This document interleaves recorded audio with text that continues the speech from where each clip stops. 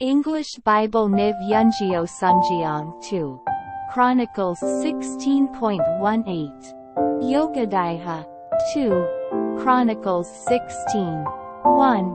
In the 36th year of Asa's reign, Baasha king of Israel went up against Judah and fortified Ramah to prevent anyone from leaving or entering the territory of Asa king of Judah. 2. Asa then took the silver and gold out of the treasuries of the Lord's temple and of his own palace, and sent it to Ben-Hadad king of Aram, who was ruling in Damascus. 3. Let there be a treaty between me and you, he said, as there was between my father and your father. See, I am sending you silver and gold. Now break your treaty with Baasha king of Israel, so he will withdraw from me. 4. Ben-Hadad agreed with King Asa and sent the commanders of his forces against the towns of Israel. They conquered Ijon, Dan, Abel-Maim, and all the store cities of Naphtali. 5. When Baasha heard this, he stopped building Ramah and abandoned his work. 6. Then King Asa brought all the men of Judah, and they carried away from Ramah the stones and timber Baasha had been using. With them he built up Geba and Mizpah.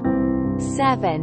At that time Hanani the seer came to Asa king of Judah and said to him, because you relied on the king of Aram and not on the Lord your God, the army of the king of Aram has escaped from your hand. 8. Were not the Cushites and Libyans a mighty army with great numbers of chariots and horsemen? Yet when you relied on the Lord, he delivered them into your hand. 9. For the eyes of the Lord range throughout the earth to strengthen those whose hearts are fully committed to him. You have done a foolish thing, and from now on you will be at war. 10. Asa was angry with the seer. Because of this he was so enraged that he put him in prison. At the same time Asa brutally oppressed some of the people. 11. The events of Asa's reign, from beginning to end, are written in the book of the kings of Judah and Israel. 12. In the 39th year of his reign Asa was afflicted with a disease in his feet. Though his disease was severe, even in his illness he did not seek help from the Lord, but only from the physicians. 13. Then in the 41st year of his reign Asa died and rested with his fathers. 14. They buried him in the tomb that he had cut out for himself in the city of David. They laid him on a bier covered with spices and various blended perfumes, and they made a huge fire in his honor. 2. Chronicles 17:1. Jehoshaphat his son succeeded him as king and strengthened himself against Israel. 2. He stationed troops in all the fortified cities of Judah and put garrisons in Judah and in the towns of Ephraim that his father Asa had captured. 3. The Lord was with Jehoshaphat because in his early years he walked in the ways his father David had followed. He did not consult the Baals, but sought the God of his father and followed his commands rather than the practices of Israel. 5. The Lord established the kingdom under his control, and all Judah brought gifts to Jehoshaphat, so that he had great wealth and honor. 6. His heart was devoted to the ways of the Lord. Furthermore, he removed the high places and the Asherah poles from Judah. 7. In the 3rd year of his reign he sent his officials Ben-Hail, Obadiah, Zechariah, Nethanel and Micaiah to teach in the towns of Judah. 8. With them were certain Levites, Shemaiah, Nethaniah, Zebediah, Asahel, Shemiramoth, Jehonathan, Adonijah, Tobijah and Tabadonijah, and the priests Elishama and Jehoram. 9. They taught throughout Judah, taking with them the book of the law of the Lord. They went around to all the towns of Judah and taught the people. 10. The fear of the Lord fell on all the kingdoms of the lands surrounding Judah, so that they did not make war with Jehoshaphat. 11. Some Philistines brought Jehoshaphat gifts and silver as tribute. And the Arabs brought him flocks, 7,700 rams and 7,700 goats. 12. Jehoshaphat became more and more powerful. He built forts and store cities in Judah. 13. And had large supplies in the towns of Judah. He also kept experienced fighting men in Jerusalem. 14. Their enrollment by families was as follows from Judah. Commanders of units of 1,000 Adnah the commander, with 300,000 fighting men. 15. Next, Jehohanan the commander, with 280,000. 16. Next, Amasiah son of Zichri, who volunteered himself for the service of the Lord, with 200,000. 17. From Benjamin Eliada, a valiant soldier, with 200,000 men armed with bows and shields. 18. Next, Jehozabad, with 180,000 men armed for battle. 19. These were the men who served the king, besides those he stationed in the fortified cities throughout Judah. 2. Chronicles 18:1. Now Jehoshaphat had great wealth and honor, and he allied himself with Ahab by marriage. 2. Some years later he went down to visit Ahab in Samaria. Ahab slaughtered many sheep and cattle for him and the people with him, and urged him to attack Ramoth-Gilead. 3. Ahab king of Israel asked Jehoshaphat king of Judah, "Will you go with me against Ramoth-Gilead?" Jehoshaphat replied, "I am as you are, and my people as your people. We will join you in the war." 4. But Jehoshaphat also said to the king of Israel, "First seek the counsel of the Lord." 5.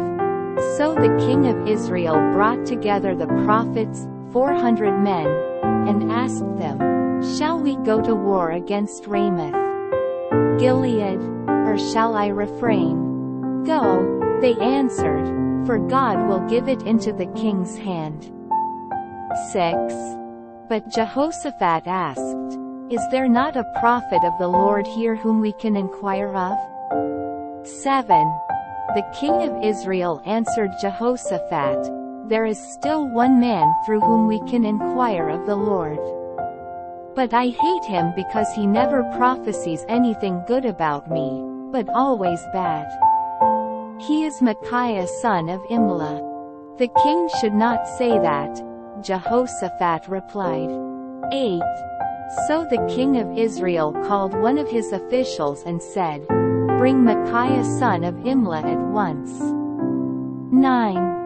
Dressed in their royal robes, the king of Israel and Jehoshaphat king of Judah were sitting on their thrones at the threshing floor by the entrance to the gate of Samaria, with all the prophets prophesying before them. 10. Now Zedekiah son of Kenana had made iron horns. And he declared, "This is what the Lord says, with these you will gore the Arameans until they are destroyed." 11. All the other prophets were prophesying the same thing.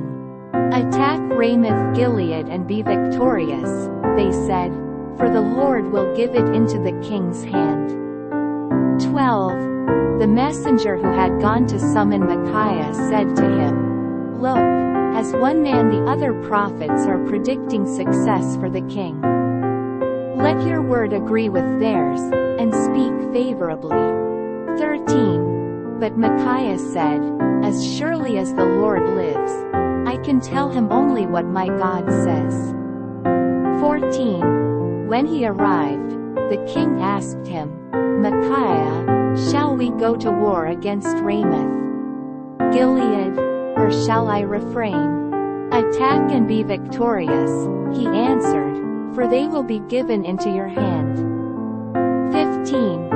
The king said to him, "How many times must I make you swear to tell me nothing but the truth in the name of the Lord?" 16. Then Micaiah answered, "I saw all Israel scattered on the hills like sheep without a shepherd, and the Lord said, 'These people have no master. Let each one go home in peace.'"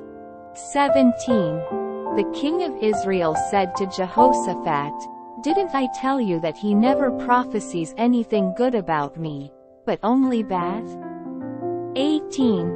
Micaiah continued, "Therefore hear the word of the Lord. I saw the Lord sitting on his throne, with all the host of heaven standing on his right and on his left." 19. And the Lord said, "Who will entice Ahab king of Israel into attacking Ramoth Gilead and going to his death there?" One suggested this, and another that. 20. Finally, a spirit came forward, stood before the Lord and said, "I will entice him." "By what means?" the Lord asked. 21. "I will go and be a lying spirit in the mouths of all his prophets," he said. "You will succeed in enticing him," said the Lord. "Go and do it." 22. So now the Lord has put a lying spirit in the mouths of these prophets of yours. The Lord has decreed disaster for you. 23. Then Zedekiah son of Kenana went up and slapped Micaiah in the face. "Which way did the Spirit from the Lord go when he went from me to speak to you?" he asked. 24. Micaiah replied, "You will find out on the day you go to hide in an inner room." 25.